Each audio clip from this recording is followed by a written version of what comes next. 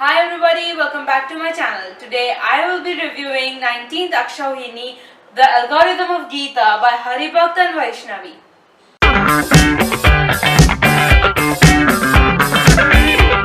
Now this is a very different book, and while I have read spiritual book, reading this book was an entirely different experience.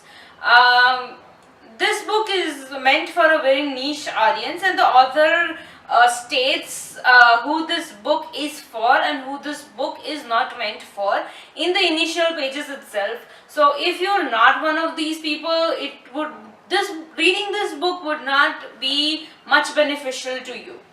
So since I mentioned that this book is for a very niche audience, the next question is, who is this niche audience? The author has referred to the niche audience in the book itself, and I'll just read it out to you so it would be much clearer to you. Whom is this book meant for? This book is meant for those who A. accept the supremacy of Krishna, Vishnu, accept Gita as scripture revealed by God, accept the supremacy of Gita and Uddhava Gita. And who this book is not meant for is, this book is not meant for those who embrace aesthetic principles, who do not accept supremacy of Krishna, Vishnu, do not accept Gita as scripture revealed by God, and do not accept supremacy of Gita and Uddhava Gita. So once that is clear, you would know yourself if you are interested in this book or you're not. But the way the author has laid out the book, the way the book has been planned is absolutely brilliant. The author has touched on a very scientific way.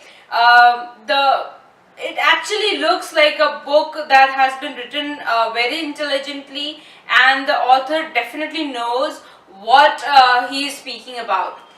So the book has been segregated in different sections. First is author's blah blah. That is the author's words, not mine. Then there is the algorithm of Gita, under which there is algorithm of Gita, tools and techniques, and how to unravel mysteries of Gita and understand its true purpose. Then is the tools and techniques, which goes into a depth of what is Gita, its knowledge, and how to best understand Gita. The analysis of Gita. Then we have random observations and FAQs. Then we have miscellaneous, and in miscellaneous the author touches on, since Gita was written or was spoken years and years ago, how is it relevant in today's world. Then we have summary, conclusion and ending, etc. Then we have darshana, which is, by the way, one of the most enjoyable section of this book. And then there are about the authors. So I think the best way to review this book is to go section to section, since that is how it has been written, and each section is completely different to the other. So the first section is algorithm of Gita, and in this the subtopics are the algorithm of Gita, tools and techniques, and how to unravel mysteries of Gita and understand its true purpose. In this section the author takes specific verses of Gita and explains to them. Along with in tools and techniques, the basic premises are set, as well as how Gita should be interpreted in the best way is explained, along with the specific verses. The next subsection is tools and techniques, which has comparison of contemporary knowledge, computer, web page, Gita and knowledge, tools and techniques, parallels and subtlety of mundane law and divine law, faith in Gita, beyond what is said in Gita, or random examples using mundane tools, and hierarchy of precedence in understanding Gita. So in this part of the book, the author takes what has been discussed in the first chapter and explains it very scientifically.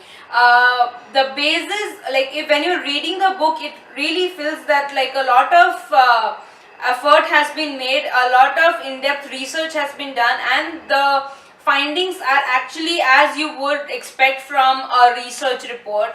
There have been a lot of tools and techniques that the authors have used in order to give you a very in-depth detail of the subject in question.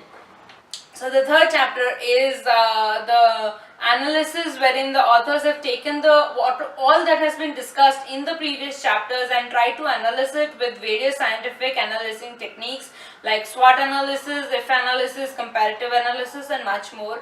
So, and they have presented it in a very layman format. So even if you're not familiar with these analyses, you will be able to understand what they are trying to say and how they have come up to these conclusions. So the next part is random observations and FAQs. Personally, I thought this was the best part of the book because everything aside, it deals with a lot of questions that a person who even believes in Gita has. So the authors have tried to explain this in a very simplistic manner. Some of the topics that have been discussed is FAQs, as I said. Then God is supreme, how to honor Gita, how different people have acquired knowledge in Gita in different ways, between the lines, variables in Gita, confusing variables and consonants, about gunas, God and duty, divine and demonic, hypothesis, reconciliation of past with present.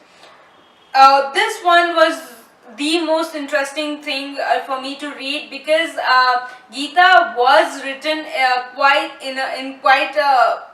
a time before, and how the concepts that were mentioned at that particular point of time is still relevant in this day and age was a very interesting as well as eye-opening thing to read. And then there is God Speaks on Equality and Caste, which again was another wonderful read. Then we have about Shraddha, or offerings and prayers to ancestors, similes in Gita, writ of mandamus of God contained in Gita, mass appeal of Gita, reasons thereof, and who reaches the God and who does not, and what happens after death.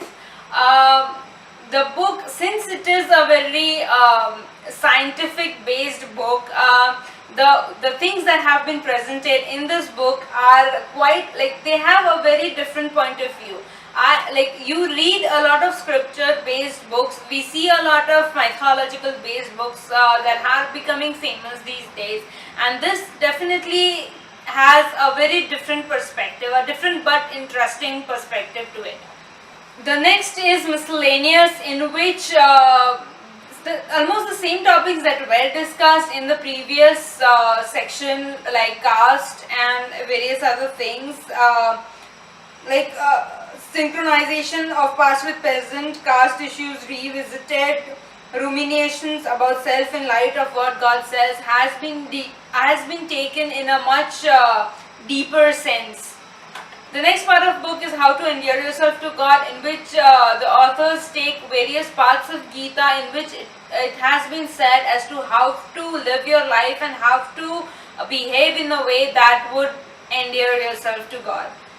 The next is conclusion, wherein all the research that has been discussed, and as well as all the scriptures, all the details that have been mentioned are summed up, and the author brings the whole book to a very insightful conclusion.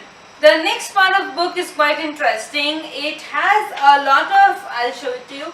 It shows a lot of things that have been discussed in the book in the past by the way of these amazing drawings and scriptures, so that even if so this is comparison Vedas versus Gita. So basically it's not everything that has been discussed here is showed in a very creative as well as a very simplistic manner. So this is a dialogue between dad and daughter, in which daughter is asking questions and the dad is explaining stuff to her.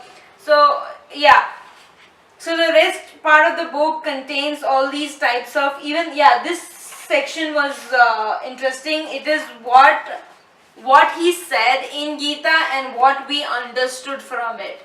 And so there is a difference between what is said in Gita and then there are interpretations of it which may or may not be true.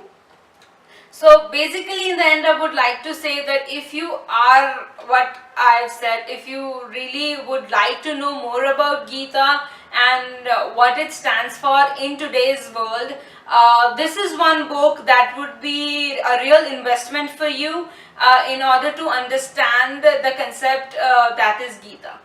So I hope you liked this review. Please subscribe to my channel and do leave a thumbs up.